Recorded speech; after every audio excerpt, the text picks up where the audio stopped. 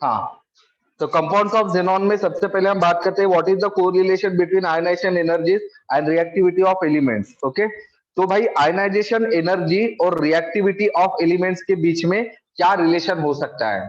तो मुझे बताइए, रिएक्शन कब होता है किसी भी एलिमेंट्स का? जब वो इलेक्ट्रॉन को या तो क्या करेगा, डोनेट करेगा, या तो गेन करेगा। अब आपको पता है कि जब कोई चीज में से इलेक्ट्रॉन, किसी एटम में से इलेक्ट्रॉन अगर मुझे निकालना रहा, तो वैसे टाइम पर मुझे एनर्जी लगती है, लगानी पड़ेगी या नहीं लगानी पड़ेगी? लगानी पड़ेंगी। उस एनर्जी को हम कौन सी एनर्जी कहते हैं? एटम में से इलेक्ट्रॉन को रिमूव करने के लिए जो एनर्जी मुझे लगेगी, उस एनर्जी को कौन सी एनर्जी कहते हैं? आयोनाइजेशन एनर्जी हम लोग कहते हैं, बराबर है। अब भाई आयोनाइजेशन एनर्जी जितनी ज्यादा रहेंगी, जितनी ज्यादा है मतलब क्या, इलेक्ट्रॉन आसानी से निकलेगा या इलेक्ट्रॉन आसानी से नहीं निकलेगा? मैंने कहा कि आयोनाइजेशन एनर्जी बहुत ही ज्यादा है, तो वैसे टाइम पर जो इलेक्ट्रॉन रहेगा, ठीक है, वो रिमूव होगा, बट इजीली रिमूव होगा या इजीली नहीं होगा? इजीली नहीं होता है। आयनाइजेशन एनर्जी अगर ज्यादा रहे तो इलेक्ट्रॉन इजीली रिमूव नहीं होगा, बराबर है। और आयनाइजेशन एनर्जी कम है, इसका मतलब क्या होता है कि इलेक्ट्रॉन जो रहेगा वो इजीली रिमूव होगा, बराबर है। समझ में आ रहा है? तो अब मुझे बताओ कि भाई इलेक्ट्रॉन को रिमूव करने के लिए जो लगने वाली एनर्जी है, मतलब ये आयनाइजेशन एनर्जी, वो किस पर डिपेंड करती है? किस पर डिपेंड करती है? मतलब आयनाइजेशन एनर्जी कब ज्यादा होंगी और कब कम होंगी, ये किस पर डिपेंड करेगा? न्यूक्लियर चार्ज, बराबर है। अब जब हम न्यूक्लियर चार्ज के बारे में बात करते हैं, तो आपको पता है न्यूक्लियर चार्ज किसके ऊपर डिपेंड करता है? एटॉमिक नंबर या फिर नंबर ऑफ प्रोटॉन्स, बराबर है। एटॉमिक नंबर ज्यादा तो न्यूक्लियर चार्ज ज्यादा, न्यूक्लियर चार्ज ज्यादा तो आयनाइजेशन एनर्जी ज्यादा, और आयनाइजेशन एनर्जी ज्यादा तो फिर इलेक्ट्रॉन आसानी से नहीं निकलेगा। अब इलेक्ट्रॉन आसानी से अगर नहीं निकलेगा तो एलिमेंट जो है वो इजीली रिएक्ट करेगा या नहीं करेगा? नहीं करेगा, क्योंकि एलिमेंट्स को रिएक्ट होने के लिए किसकी जरूरत है? इलेक्ट्रॉन्स की। निकालना पड़ेगा, और इलेक्ट्रॉन जितने आसानी से निकलेगा, रिएक्शन उतने ही आसानी से होगा। लेकिन इलेक्ट्रॉन अगर आसानी से नहीं निकलेगा तो रिएक्शन आसानी से नहीं होता है। तो आयनाइजेशन एनर्जी और रिएक्शन का फिर रिलेशन क्या है? रिलेशन क्या है? मतलब आयनाइजेशन एनर्जी अगर ज्यादा रहेगी तो रिएक्शन इजीली होगा या नहीं होगा? नहीं होगा। और आयनाइजेशन एनर्जी अगर कम होगी तो रिएक्शन इजीली होगा, बराबर है। मतलब हम बोल सकते हैं कि if ionization energy is greater, rate of reaction is क्या, कम या ज्यादा? कम। And if ionization energy is less, then rate of reaction is ज्यादा। Get it? समझ में आ गया relation between ionization energy and reaction, reactivity? आया ना? हाँ, ठीक है। Then next, trends in ionization energy down a group. अब आपको पता है ionization energy left to right, ionization energy क्या होती है?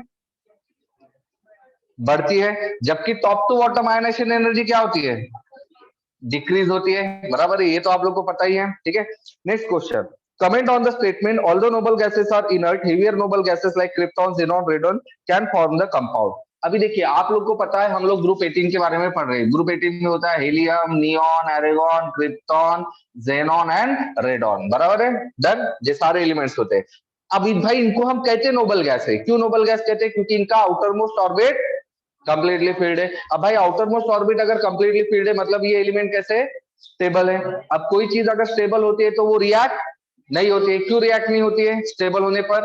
क्योंकि अगर कोई चीज स्टेबल है तो उस स्टेबल चीज में से हम इलेक्ट्रॉन को निकालना आसान नहीं होता है, मतलब उसकी आयनाइजेशन एनर्जी काफी ज्यादा होती है, इसीलिए वो रिएक्ट एलिमेंट स्टेबल है।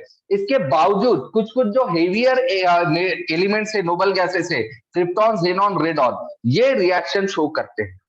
देखिए 10वीं तक हम लोगों ने तो दिमाग में एक ही चीज डाल के रखा है कि नोबल गैसेस रिएक्ट नहीं होते, बट अभी आप लोग को क्या बोल रहा हूं मैं कि नोबल गैसेस में जो हेवियर नोबल गैसेस है, क्रिप्टॉन, xenon, रेडॉन, ये नोबल गैसेस रिएक्ट होते हैं। अब ये रिएक्ट क्यों होते हैं?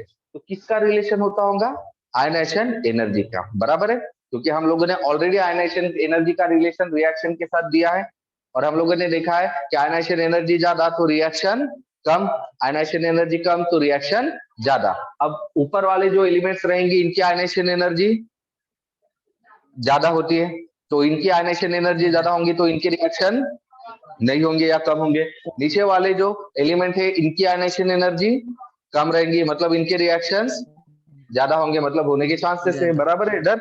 तो यही पर अभी हम देखते हैं कि देखिए नोबल गैसेज जो होता है इनका वेरी हाई आयनाइजेशन एनर्जी होता है, due to this property they are unreactive. Each noble gas atom has a completely filled balance electron shell which makes it inner. The first ionisation potential decrease down the group, hence the heavier noble gases like krypton, xenon, radon can form the compound due to the low ionization energy। मतलब reason वही है क्या कि heavier elements का ionization energy कैसा होता है, लो होता है, और लो होने की वजह से क्या हो जाएगा, ये रिएक्शन शो करेंगे। गेट इट, समझ में आ रहा है। बाकी सारी चीजें वही हैं जो हम मैंने अभी अभी थोड़ी देर पहले ही बताए थे। देन नेक्स्ट क्वेश्चन चलते हैं। हाउ आर xenon फ्लोराइड्स जिसमें HCF2, HCF4 and HCF6 are obtained, give the suitable reactions। okay done. अभी ध्यान दीजिए इसमें हम लोग को कंपाउंड्स ऑफ xenon लिखना है। कंपाउंड्स ऑफ xenon में सबसे पहले जो दिया हुआ है that is the xenon fluorides. xenon fluorides, इसका अगर जनरल स्ट्रक्चर हम लिखते हैं तो वो हो जाएगा HCFN, वेयर N की वैल्यू होंगी 2, 4 एंड 6। Got it. तो on the basis of that xenon fluoride कितने टाइप के हो जाएंगे आप लोग के, 3 टाइप के, एक HCF2, एक HCF4 और एक HCF6। Got it. These are the 3 types of the xenon fluorides. नाम कैसे लिखेंगे, xenon difluoride, xenon tetrafluoride, xenon hexafluoride. अभी कल ही हम लोगों ने देखा था। अब देखिए इसके रिएक्शन बनाना तो बड़ा आसान है ना, xenon कितना है और फ्लोरीन कितना है उसके ऊपर से ध्यान दो। xenon 1 है, फ्लोरीन 2 है। फ्लोरीन का फॉर्मूला F2 ही होता है, ओके, और Xc फॉर्म में होता है, तो क्या हो, सीधा सीधा रिएक्शन है। अब इसमें देखिए xenon 1 ही है, फ्लोरीन 2 कितने हैं टोटल, 4, तो यहाँ कितने फ्लोरीन लेने पड़ेंगे, 2 टाइम्स क्या होगा HCF4। अब यहाँ देखिए xenon कितना रहेगा 1, F2, F कितने टोटल 6, तो यहाँ कितने लेने पड़ेंगे, तो क्या हो जाएगा HCF6। तो इस तरह से आप आसानी से क्या कर सकते हो, xenon डाइफ्लोराइड, xenon टेट्राफ्लोराइड और xenon हेक्साफ्लोराइड का प्रिपरेशन कर सकते हो। ठीक है, यहाँ पर सिर्फ आप लोगों को क्या करना है, टेम्परेचर ध्यान में रखना है। ठीक है डन। यहाँ पर आप देख सकते हो टेम्परेचर और इसका क्या क्या जो है, xenon फ्लोराइड टेट्राफ्लोराइड 2 तरीके से बनाया गया हुआ है। ठीक है, बाकी आप लोगों के सेम रिएक्शन है। तो देखिए पहले वाले केस में क्या है, xenon डाइफ्लोराइड की कंडीशन क्या दी, सील्ड ट्यूब के अंदर, कौन सा ट्यूब, वो भी निकेल का tube, okay, sealed nickel tube, और कितना टेम्परेचर दिया हुआ है, डिग्री सेल्सियस है या केल्विन है, अच्छा ओके फाइन, तो 400 डिग्री सेल्सियस से इसकी कंडीशन। xenon टेट्राफ्लोराइड की 2 कंडीशन दी हुई, रिएक्शन सेम है बट कंडीशंस 2 अलग अलग है। ओके, पहली कंडीशन क्या है, वही है सील्ड निकेल ट्यूब, टेम्परेचर क्या दिया हुआ है, और 400 डिग्री सेल्सियस और 5 एटीएम है ना, 5 एटीएम। सेकंड कंडीशन क्या दी हुई, चेक कीजिए, electric discharge, okay, electric discharge आप लोगों को दे देना है, और टेम्परेचर -80, ओके डन। ये सेकंड रिएक्शन सेम है, Xc + 2 times of F2 gives HCF4, condition अलग अलग है, सिर्फ कंडीशन ध्यान में रखना है आपको। इसकी कंडीशन देख कीजिए, वही है सील्ड निकेल ट्यूब, वही है ना, अच्छा इसमें भी इलेक्ट्रिक डिस्चार्ज है क्या, इलेक्ट्रिक डिस्चार्ज और लो टेम्परेचर, नेगेटिव मतलब लो टेम्परेचर, नहीं -80 डिग्री ध्यान में आया तो टेम्परेचर, टेंशन नहीं लेगा। ठीक है, तो ये हो गया हमारे method of preparation of xenon fluoride, समझ में आ गया ऑनलाइन, ओके फाइन। अब हम चलते हैं इसके रिएक्शंस के, ये इसके मेथड ऑफ प्रिपरेशन हो गए, xenon फ्लोराइड्स के क्या हो गए, ये मेथड्स ऑफ प्रिपरेशन। अब हम बात करते हैं xenon फ्लोराइड्स के रिएक्शंस के ऊपर।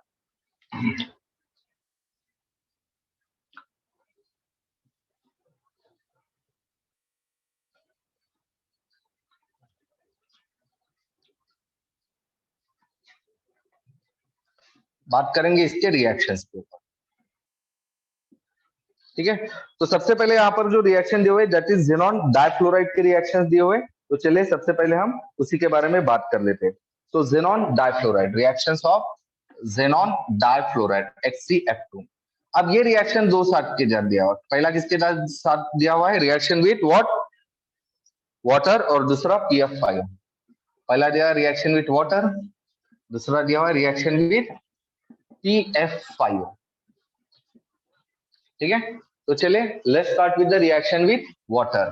तो HCF2 प्लस H2O, ये हमारा रिएक्शन दिया हुआ है। ठीक है, अब यहाँ पर आप लोग को क्या ध्यान में रखना है, देखिए अगर ये रिएक्ट हो रहा है वाटर के साथ में तो अल्टीमेटली ये क्या कर देगा, इसको रिड्यूस कर देगा, निकाल देगा, F को बाहर में फेंक देगा, और क्या होगा फिर जेनॉन आपका कंप्लीटली सेपरेट हो जाएगा।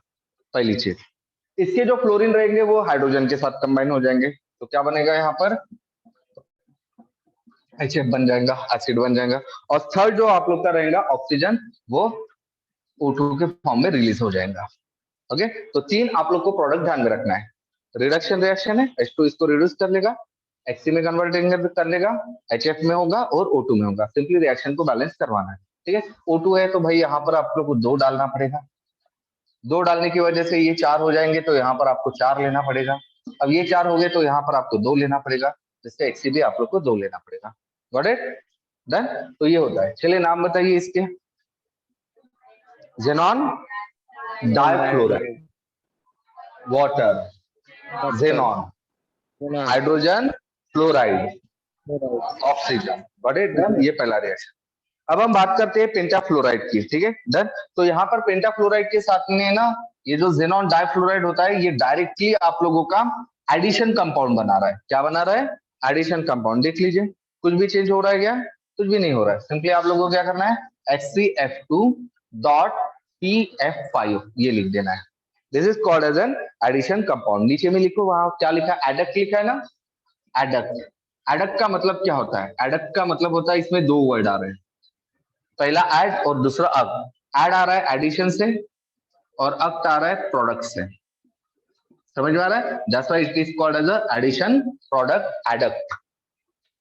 ओके, एडक्ट का मतलब क्या होता है, एडिशन प्रोडक्ट। सिंपली यहाँ पर एडिशन हो जाता है और आप लोग को एक एडिशन प्रोडक्ट मिल जाता है। क्लियर है, अब क्लियर है ओ ऑनलाइन वालों? हाँ सर। बोलते क्यों नहीं हो तुम लोग? गला बैठकर ना सर। सभी लोगों का एक साथ गला बैठ गया? नहीं। हाँ? फिर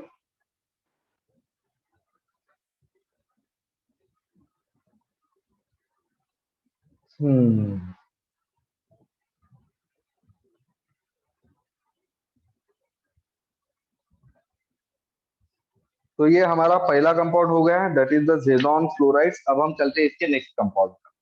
तो नेक्स्ट जो कंपाउंड है वो है जेनॉन ऑक्साइड्स। जेनॉन फ्लोराइड्स के बाद में हम बात करेंगे जेनॉन ऑक्साइड्स। ठीक है, तो जेनॉन ऑक्साइड्स जो होता है, ठीक है, वो आप लोगों का क्या हो जाएगा, मतलब इसका कंपाउंड जो रहेगा वो सिंपली आप लोग के ऑक्सीजन के साथ कॉम्बिनेशन में बनेगा। ठीक है, तो यहाँ पर HCO3 एक ही टाइप का जेनॉन ऑक्साइड आप लोगों को ध्यान में रखना है। कौन सा जेनॉन ऑक्साइड तैयार हो रहा है, HCO3 एक ही। अब सबसे पहले हम इसके मेथड ऑफ प्रिपरेशन देख लेते हैं।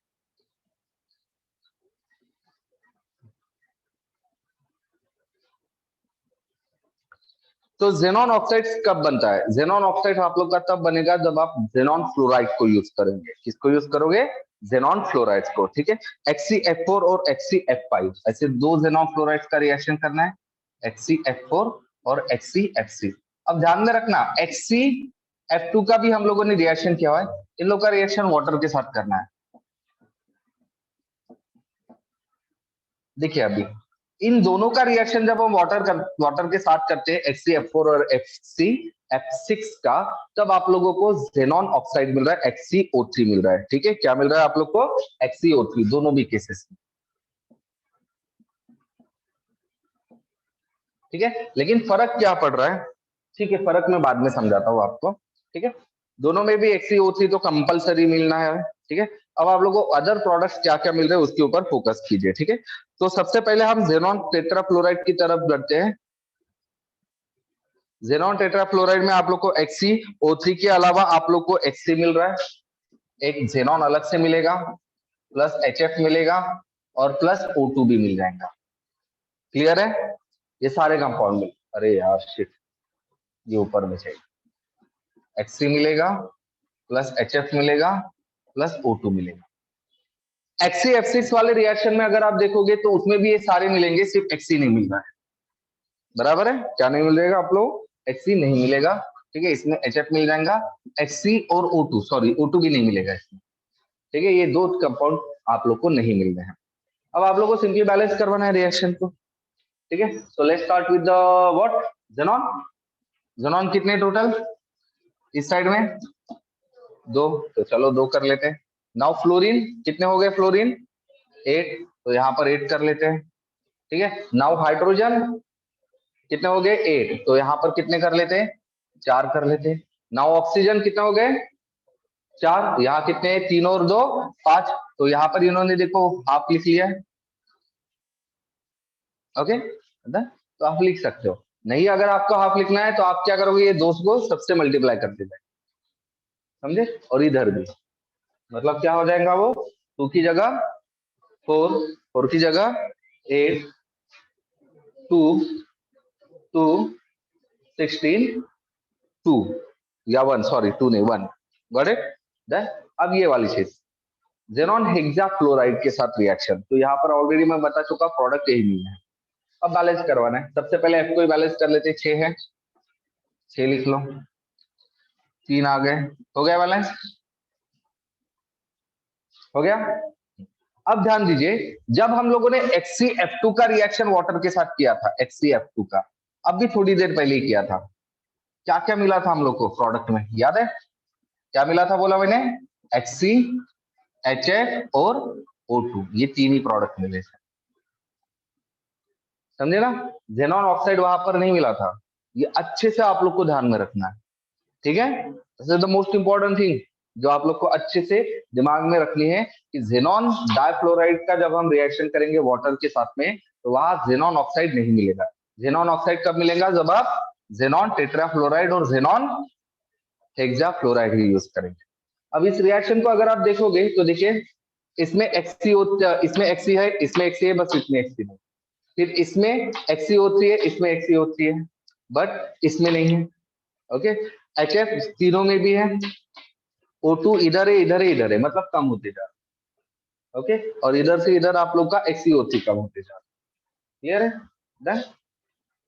तो ये हो गया आप लोग का ज़ेनॉन ज़ेनॉन ऑक्साइड्स के बारे में। अब हम चलते हैं नेक्स्ट पर्टिकुलरली कंपाउंड के बारे में। तो नेक्स्ट कंपाउंड जो होता है वो होता है ज़ेनॉन ऑक्सीफ्लोराइड्स, ओके, क्या होता है वो, ज़ेनॉन ऑक्सीफ्लोराइड्स, ठीक है।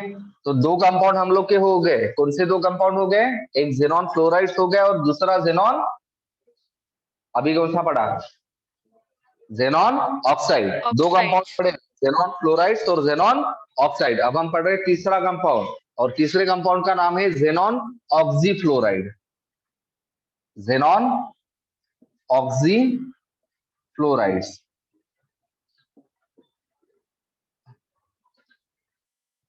डन। अब ज़ेनॉन ऑक्सीफ्लोराइड्स आप लोग के पास कौन कौन से है तो वो देख लीजिए, आप लोगों के सामने पड़े हुए हैं, ठीक है, तो वो पहले हम लिख लेते हैं कौन कौन से, ठीक है। तो बताइए सबसे पहला कौन सा दिया हुआ है, HCOF2, then HCO2F2, then HCO2O3 होगा, HCO2F2 है, O3F2 है, HCO3F2 और सबसे लास्ट में है आप लोग का दिया हुआ HCO2F4। तो ये 4 कंपाउंड्स आप लोगों को ज़ेनॉन ऑक्सीफ्लोराइड्स के दिए हुए हैं, ठीक है, हाउ मेनी 4, ओके। तो चलिए अब इसके नाम देख लेते हैं।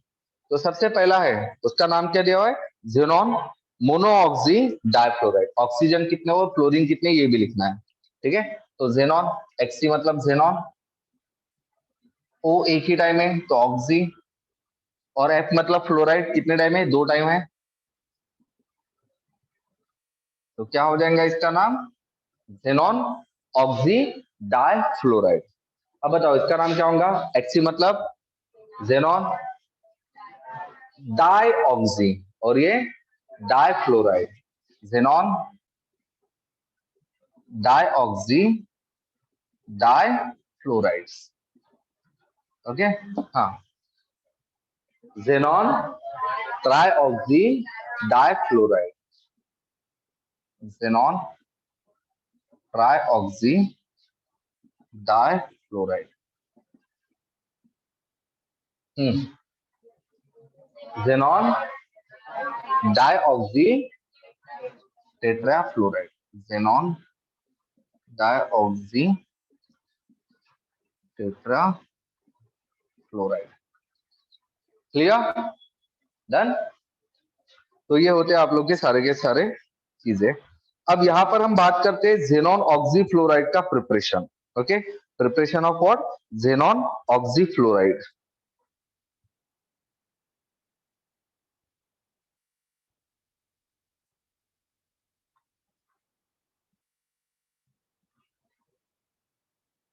किस किस का देवा? Let me check out.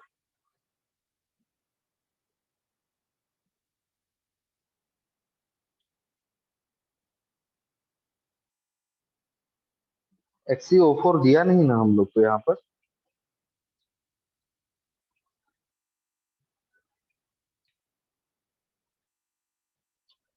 ठीक है, तो अब हम देखते हैं इसका प्रिपरेशन। तो प्रिपरेशन सबसे पहले हम देख लेते हैं कि इसमें से किन किन चीजों का प्रिपरेशन आप लोग के पास दिया हुआ है। पहली चीज, तो यहाँ पर जो आप लोग को प्रिपरेशन दिया हुआ है वो दिया हुआ है HCF4 का, HCO2F4, इसका दिया हुआ है प्रिपरेशन। ठीक है, उसके बाद में जो नेक्स्ट HCO4, यहाँ तो डाईऑक्सी दिया हो ना, मोनोऑक्सी का नहीं दिया हो ना हम लोग को।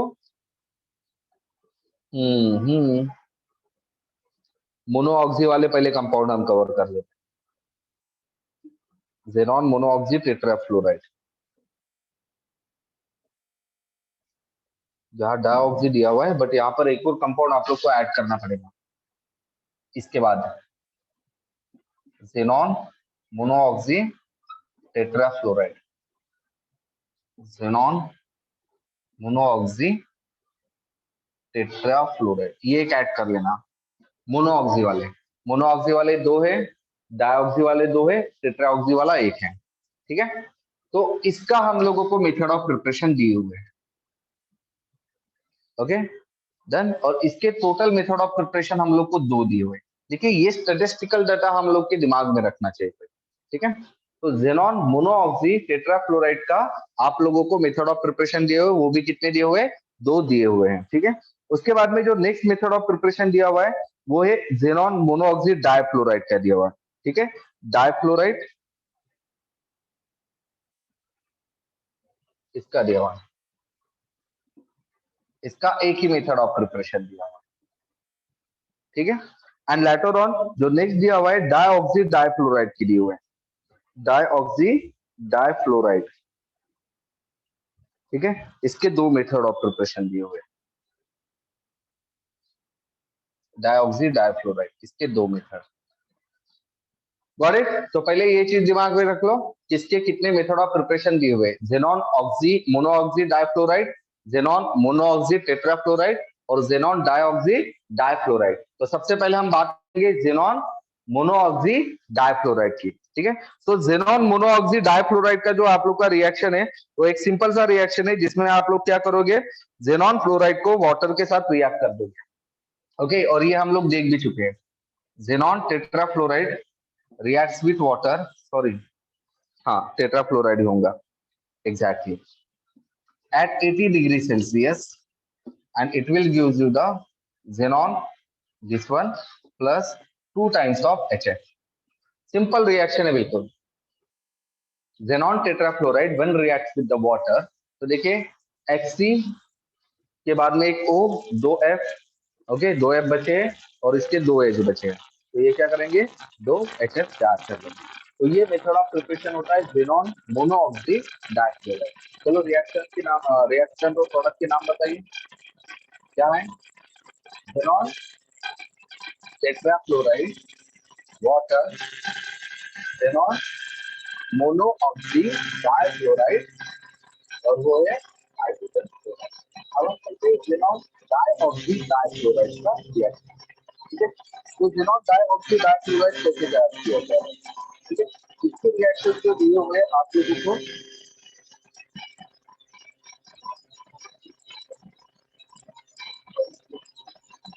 xenon मोनोऑक्साइड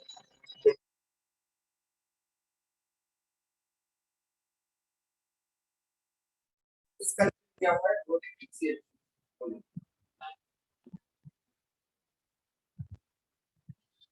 यहाँ देखिए HCl को जब लिया था तो xenon मोनोऑक्सी डाइक्लोराइड, अगर मैंने HCl6 ले लिया तो यहाँ मुझे मिलेगा xenon monooxy tetrachloride plus 2 times of reaction, ठीक है। Same to same reaction, clear है। जो एक्स्ट्रा है पारा तो वो यही है, क्लियर। तो ये हो गया पहला रिएक्शन। अब दूसरा जो तरीका है इसमें जो बनाने का xenon मोनोऑक्सी टेट्राफ्लोराइड का, ठीक है, वो दिया हुआ है वाटर के साथ दिया हुआ है, मतलब एक ही रिएक्शन है वो, there is only one reaction, okay clear. अब हम चलते हैं इसके रिएक्शन, इसके दो रिएक्शन दिए हुए। तो सबसे पहला रिएक्शन हम देखते हैं जो xenon ऑक्सी टेट्राफ्लोराइड का रिएक्शन किया गया है, ऐसा ही होगा xenon ऑक्सी मोनोऑक्सी टेट्राफ्लोराइड का रिएक्शन किया गया है, ऐसा ही होगा। और सेकंड जो पर्टिकुलरली रिएक्शन आप लोग को दिया हुआ है xenon मोनोऑक्सी टेट्राफ्लोराइड किस कंपाउंड है, रिएक्शन किया गया है वाटर, ठीक है। जब रिएक्टेंट यहां से यहाँ अलग अलग एक एक तरह दिमाग में रखें, ओके, जितना होगा क्या उतना रखने की कोशिश। अब देखते हैं क्या होगा जब ये SiO2 के साथ रिएक्शन कर रहा है। तो आप लोग को पहले तो वही है कि भाई xenon डाइऑक्सी डाइक्लोराइड लिए जाएंगे, साथ में आप लोगों का मिलेगा Si सिलिकॉन टेट्राफ्लोराइड, ये हमारे प्रोडक्ट, ठीक है। बाकी रिएक्शन तो आपको बैलेंस करवाना है, तो यू कैन बैलेंस, ठीक है। जैसे आप लोग देख पा रहे हैं टोटल यहाँ पर 0 यहाँ 4 ये 6 हो गए, 8 हो सकता है। अब 8 अगर x0 का होगा तो उसको करने होंगे, और ये कितने हो गए 4 और 4 8, बराबर ये बैलेंस होते हैं, एक्सी बैलेंस होता है। अब हम बात करते हैं ऐसा जो बैलेंस फाइनली हो रहा है यहाँ पे 2 यहाँ हो गए टोटल 4 यहाँ पर हो गए 4, ये हमारा रिएक्शन बैलेंस। अब नाम क्या होगा इसका, xenon मोनोऑक्सी टेट्राफ्लोराइड का सल्फर है सिलिकॉन ऑक्साइड का ऑक्साइड, ठीक है। ये xenon dioxy dichloride silicon tetrafluoride, ठीक है। अब हम देखते हैं xenon ऑक्सी टेट्राफ्लोराइड का रिएक्शन है। तो यहाँ प्रोडक्ट आप लोग को क्या मिलते हैं वो तो आप लोग को पता है, इस प्रोडक्ट का यही वाला ऐसा HCO2 है, और दूसरा मिलेगा रिएक्शन बैलेंस करें, स्टार्ट है balance H balance O balance C balance, correct. Now xenon monooxy tetrafluoride xenon dioxy dichloride hydrogen chloride, okay sir. तो ये हो गए हमारे सारे के सारे। अब हम चलते हैं इसके नेक्स्ट पार्ट पर, दैट इज द इसके स्ट्रक्चर। चलिए आगे, तो इस तरह से तीन कंपाउंड को पढ़ने थे xenon के, कौन से में पहला कौन सा पढ़ा था, कौन xenon chloride, then xenon oxide, दूसरा आपको पढ़ा था xenon ऑक्सी क्लोराइड, करेक्ट। इतने भी कंपाउंड्स हम लोग को पढ़ने थे xenon। अब हम देखते हैं यहाँ पर आप लोगों के रिएक्शंस, ठीक है, सॉरी कंपाउंड के स्ट्रक्चर और उसको ऑक्सीडेशन स्टेट, कौन कौन से कंपाउंड है। पहला जो है CF2, बताओ कौन कौन से कंपाउंड है। CF2 के बाद मैंने पूछा है HCF4 then HCF6 HCO3 HCO full. Okay, अब इसमें सबसे पहले आप लोगों को क्या पूछा गया, oxidation state of xenon। Okay, निकालना आसान है। क्लोरीन का पता है कितना होता है, 4, क्लोरीन का 4 माइनस ऑक्सीजन का माइनस। चलो बताओ यहाँ कितना होगा, Hc का ऑक्सीडेशन स्टेट प्लस, यहाँ पर प्लस, यहाँ पर प्लस, यहाँ पर प्लस, यहाँ पर कितना होगा प्लस 6, क्यों, क्यों F का माइनस होगा, होगा माइनस कितना, -4 माइनस 4 माइनस, तो X का कितना होगा प्लस। ठीक है, ये हो गई हमारे कल ही समझा था, ऑक्सीडेशन स्टेट पता लगे तो हम हाइब्रिडाइजेशन बता सकते हैं, बराबर है। जैसे xenon, xenon के आउटर टॉपिक को सॉल्व करें कौन वैसे कौन पीरियड में आता है, xenon helium, neon, argon, krypton, xenon कौन से पीरियड में आ रहा है, फिफ्थ पीरियड। ओके, इसका आउटर टॉपिक में क्या रहेगा, आउटर टॉपिक में 5s2 5p6, मतलब इसमें ब्रैकेट d ऑर्बिटल है। ओके, और इसमें टोटल नंबर ऑफ इलेक्ट्रॉन वैसे तो कोई पेयर नहीं है, लेकिन ये अनपेयर कर सकता है।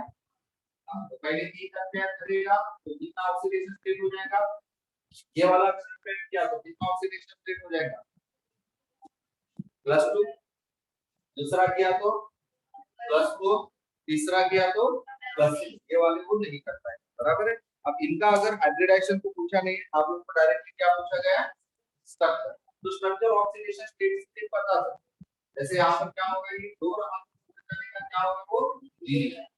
अब 4 अगर रंग मान लीजिए अगर क्या होगा कि यहाँ से यहाँ ऐसा रहेगा और इसमें कितने रोल पेयर ऑफ इलेक्ट्रॉन आएंगे, 2 रोल पेयर, इसीलिए इसका क्या हो जाएगा स्क्वायर प्लेनर, क्या बनेगा इसका स्क्वायर प्लेनर।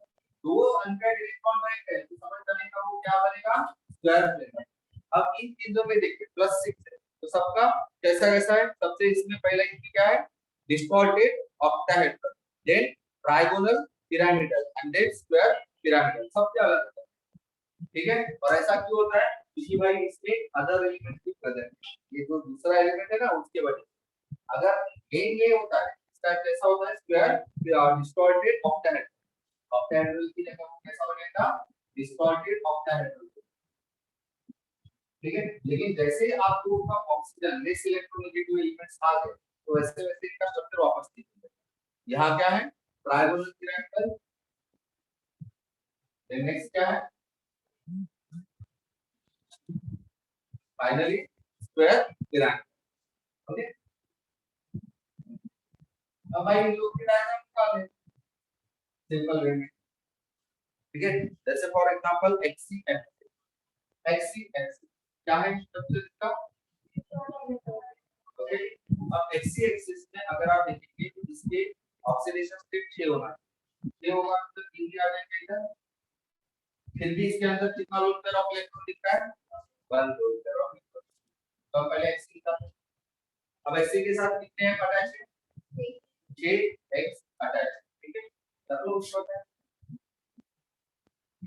अब ये बिल्कुल इस पर डिस्कस कर हमने निकाल सकते हैं कि यहाँ पर क्या है ना आपको इसको थोड़ा सा समझ में आ रहा है, इसीलिए इसको कहा जाता है डिस्टॉर्टेड ऑक्टाहेड्रल। एग्जैक्ट ऑक्टाहेड्रल कैसा होता था ऐसे, लेकिन ये ऐसा है क्या इसको थोड़ा सा डिस्टॉर्ट, गॉट इट, इसीलिए आप क्या कहते हो distorted octahedral. Okay, letter on next है XCO3, XCO3 का आप लोग देख पा रहे हो ट्राइगोनल पिरामिड, क्योंकि देखिए X तो है इसमें भी लोन पेयर ऑफ इलेक्ट्रॉन लिखा रहेगा अनडाउट, बट यहाँ ऑक्सीजन है, ऑक्सीजन डबल बॉन्ड है, बराबर है। तो यहाँ पर क्या होगा ये दो पर्टिकुलर इलेक्ट्रॉन जो है वो एक ऑक्सीजन के साथ आएंगे।